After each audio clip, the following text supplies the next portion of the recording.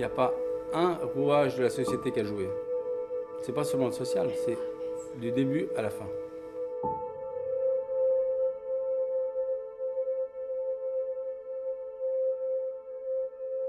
Pierre Morat, réalisateur de Chroniques d'une mort oubliée.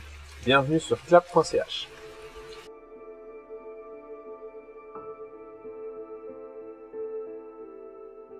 Je dirais l'émotion parce que finalement le fait divers en lui-même m'a beaucoup ému.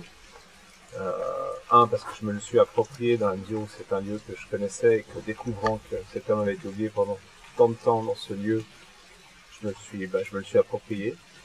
Puis deux, parce que finalement ça m'a tout de suite renvoyé pas mal de choses sur moi-même, sur notre façon de vivre en société ici, en Suisse.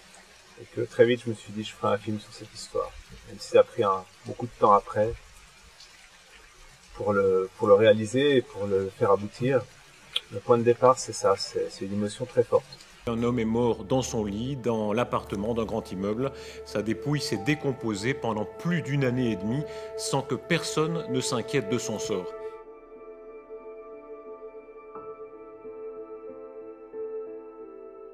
J'ai lu le journal comme tous les matins et je découvre que justement cet homme, à l'époque on l'a annoncé oublié depuis une année et demie, est mort dans son studio,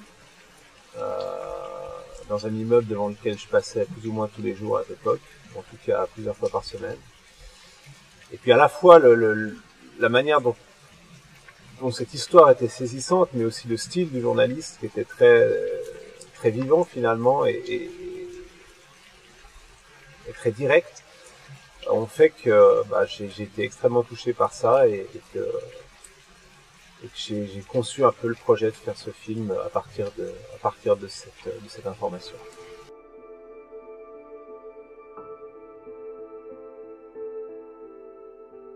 Bon, il y a une histoire particulière avec ce journaliste, parce que c'est vrai que c'est son article qui a inspiré le film, et puis c'est vrai qu'initialement je voulais le faire participer de manière encore plus directe à ce film. À certains moments, j'ai pensé le mettre en scène comme étant lui qui enquête finalement sur le film.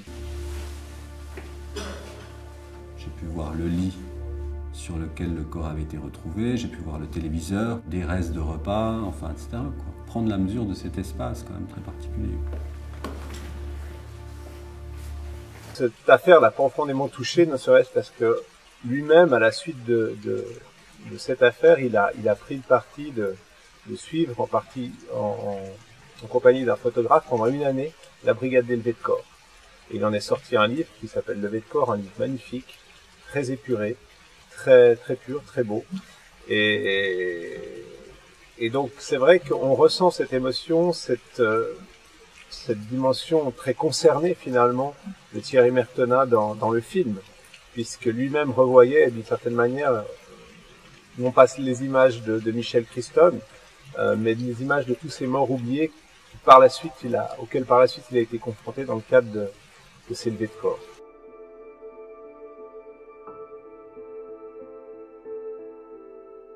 C'est assez étrange, j'ai de la peine à analyser effectivement le parcours qui m'a amené à ce film. Jusqu'ici, j'ai fait que des films en lien avec le sport. Alors le sport dans une dimension politique, dans une dimension sociétale, le sport en tant que miroir de notre manière d'agir. Et ça, c'est mon premier film qui est pas en lien avec le sport. C'est aussi mon premier film sans mon compère de mes deux premiers films, Nicolas Pirc, on était en co-réalisation. Donc c'est un parcours assez particulier. Après, moi, ce qui m'intéresse en tant que cinéaste, c'est l'homme.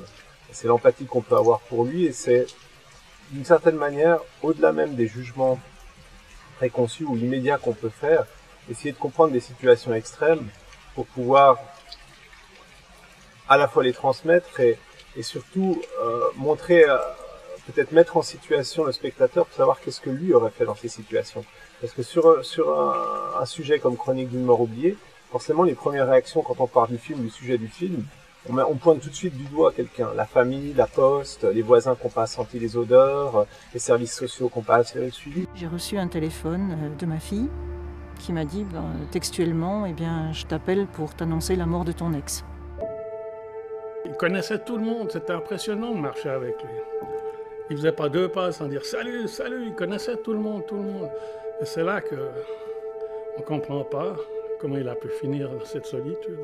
Je crois qu'on ressort du film en se disant, mais finalement, on est d'une certaine manière tous coupables, on est d'une certaine manière tous responsables de ce genre d'oubli, parce que il correspond finalement à notre mode de fonctionnement à tous. Et qu'aurait-on fait si on avait été dans la même situation que ces personnes qui étaient autour de Michel Christol? Je pense que c'est ça qui met fortement mal à l'aise et en face de leur responsabilité de spectateur à l'issue des projections du film.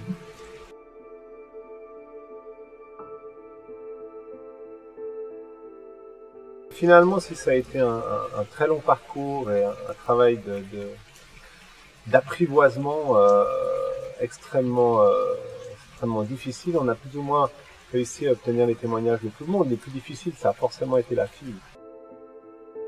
Comment se fait-il que 2 années et demie aient pu se passer avant que tu prennes des nouvelles de lui?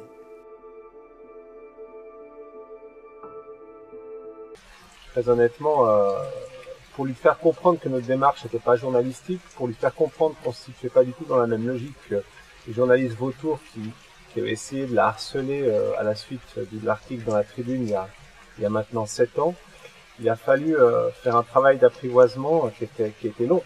Entre le moment où j'ai eu les premiers contacts avec la fille et le moment où j'ai pu tourner l'interview, il s'est passé 1 année. Donc même si finalement cette démarche a été couronnée de succès, c'est clairement, très clairement, la personne qui a été le plus difficile à atteindre finalement. Et au bout du compte, je crois qu'elle a adoré la démarche et le film, donc c'est ma plus grande rétribution, parce que je voulais pas lui mentir et je voulais pas la trahir d'une certaine manière. Après, c'est vrai qu'on a eu quelques refus ou quelques acceptations plus longues à obtenir, mais finalement c'est plus des choses secondaires. C'est vrai que avoir l'ex-femme du défunt et sa fille était fondamental pour moi, et ça a été très long et très très dur, non seulement pour moi mais aussi pour toute mon équipe. Le gars, il allait tous les matins boire son verre au bistrot à côté, puis tout d'un coup on le voit plus, le concierge ne le voit plus, personne s'inquiète.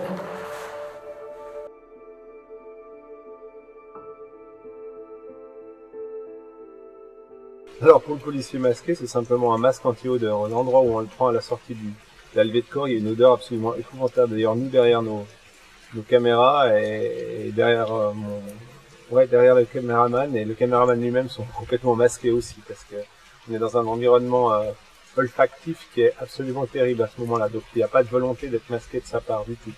Et on le voit à d'autres moments non masqués le même. Après, effectivement, la fille et l'ex-femme ont été filmées d'une certaine manière. L'idée, c'était de pas brouiller l'image ou de faire du M6 trash, si j'ose dire, au niveau du reportage et tout. Donc on a essayé d'avoir une approche qui soit à la fois fluide et respectueuse pour les personnes qui voulaient témoigner sans être reconnues. Il faut savoir que la mère et l'ex-fille, effectivement, quand l'affaire est sortie, elles avaient été fortement harcelées par la presse de boulevard. Et je dirais que c'est intéressant parce que j'étais il y a une semaine, il y a un mois chez Arte qui est intéressé à acheter le film, et ils ont adoré cette manière de filmer de 3/4 ou de dos, parce qu'effectivement il y a un livre d'ailleurs très beau qui est sorti récemment, c'est mon producteur qui m'en a parlé, qui s'appelle L'homme de dos, et il y a énormément de sens transmis par l'image, transmis par le cadre, quand on filme quelqu'un de dos et de 3/4. C'est ce sens qu'on a essayé de chercher à travers la fille et l'ex-femme en particulier, par rapport au témoignage, ou alors à travers le voisin, etc. Et je pense, personnellement, alors je suis peut-être pas la bonne personne pour le juger, mais je pense qu'on a relativement bien maîtrisé ça, c'est en tout cas les retours qu'on a, et d'une certaine manière, c'est quelque chose qui, d'une certaine manière, on l'oublie, on n'a pas vraiment l'impression qu'on est en face de personnes qui sont entre guillemets invisibles au final.